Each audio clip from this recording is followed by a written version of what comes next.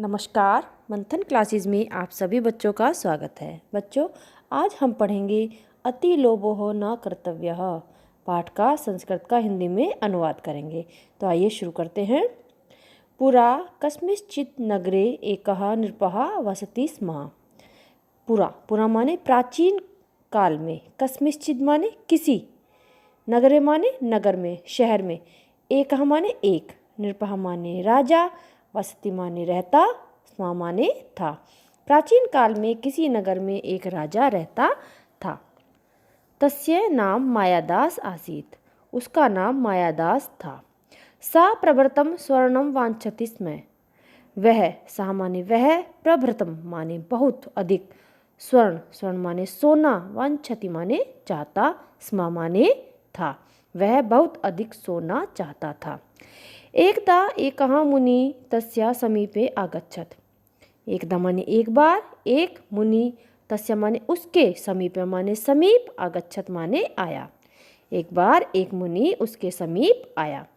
राजा आवदत्। राजा ने कहा, हे मुने, मम आतिथ्यम स्वीकरोतु। मेरे आतिथ्य को, यानी कि मेरे द्वारा जो सत्कार किया गया है उसे स्वीकार करो। नृपस्य आतिथ्येन संतुष्टः मुनिः तस्मै एकं वरम् अयच्छत् आवदत् च। राजा के आतिथ्य से संतुष्ट मुनि ने उसे एक वरदान दिया और कहा, हे राजन, यत् तुभ्यं रोचते तद वद। यत् माने जो, तुभ्यं माने तुम्हें, रोचते माने पसंद हो, जो तुम्हें पसंद हो, तद वद, वह बताओ। मायादास आवदत्। मायादास ने कहा, हे मुने, मया स्पृष्टम सर्व स्वर्ण भवतु इति। मया माने मेरे द्वारा, स्पृष्टम माने छुआ हुआ, सर्व माने सब कुछ, स्वर्ण माने सोने का, भवतु माने हो जाए, मेरे द्वारा छूने से छुआ गया सब कुछ सोने का हो जाए। मुनिः तथास्तु। मुनि ने कहा, तथास्तु, वैसा ही हो। इति कथयित्वा प्रसादात् बहि आगच्छत्। ऐसा कहकर प्रसादात माने महल से, वही माने बाहर, आगच्छत माने चले गए। ऐसा कहकर मुनि महल से बाहर चले गए। स्वर्णे अनुरक्तः नृपः यत् वस्तु आस्पृशत् तथैव वस्तु स्वर्णमयम् अभवत्। सोने में अनुरक्त राजा ने जिस वस्तु को स्पर्श किया वही वस्तु सोने की हो गई। अभवत माने हो गई। राजा उद्याने वृक्षान आस्पृशत्। राजा ने बगीचे में वृक्षों को छुआ। ते सर्वे वृक्षाः स्वर्णमयाः अभवन्। वे सभी वृक्ष सोने के हो गए। आरंभे तो नृपः अति प्रसन्न अभवत्। आरंभे माने शुरुआत में तो, नृपः माने राजा, अति माने अत्यधिक, प्रसन्न हुआ। पिपासा कुल सः जलम पातुम इच्छत्।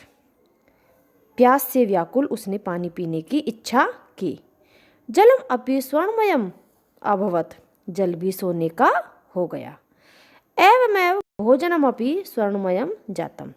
एवमेव माने इसी प्रकार, भोजनम माने भोजन, अपि माने भी, भोजन भी, स्वर्णमयम सोने का, जातम माने हो गया।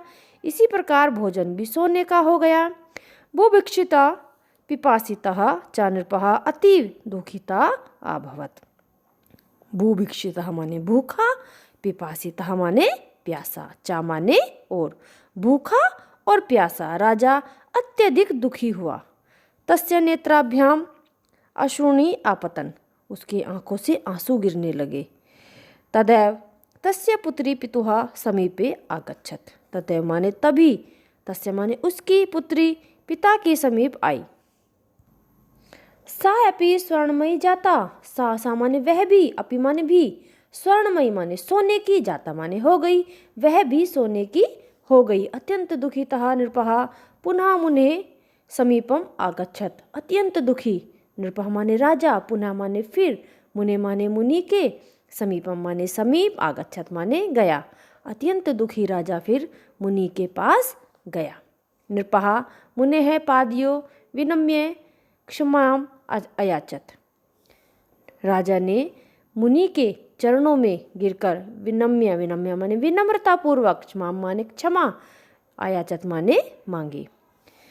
अहम कनक ना वांछामि, मुझे सोना नहीं अहम माने मैं, कनकम माने कनक यानी कि सोना, ना माने नहीं, वांछामि माने चाहता हूँ, मैं सोना नहीं चाहता।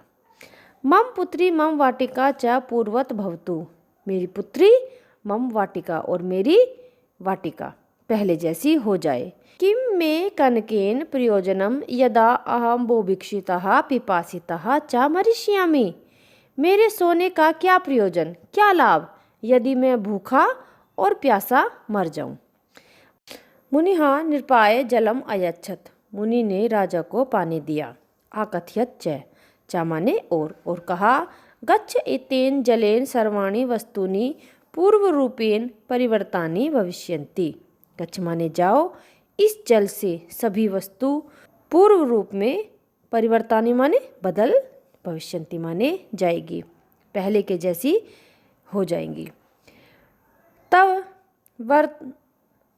वर शक्तिरपि लुप्तः भविष्यति, और तुम्हारे वरदान की शक्ति भी लुप्त हो जाएगी। मायादासः जलम आदाय पुत्र्या उद्यानस्य च ऊपरी अक्षिपत, मायादास ने पानी लाकर पुत्री और उद्यान यानी कि बगीचे के ऊपर डाल दिया। तस्य पुत्री सर्वम उद्यान च तत्क्षणमेव यथावत अभवत, तस्य माने उसकी पुत्री और सर्वम माने सारा, उद्यान माने बगीचा, चा माने और, तत् माने उसी, क्षण में माने समय, उसी समय, यथावत माने पहले जैसा, अभवत माने हो गया, उसकी पुत्री और सारा बगीचा उसी समय पहले जैसा हो गया। अतएव उच्यते, इसलिए कहा भी गया है, अति लोभो न कर्तव्या, अत्यधिक लोभ नहीं करना चाहिए।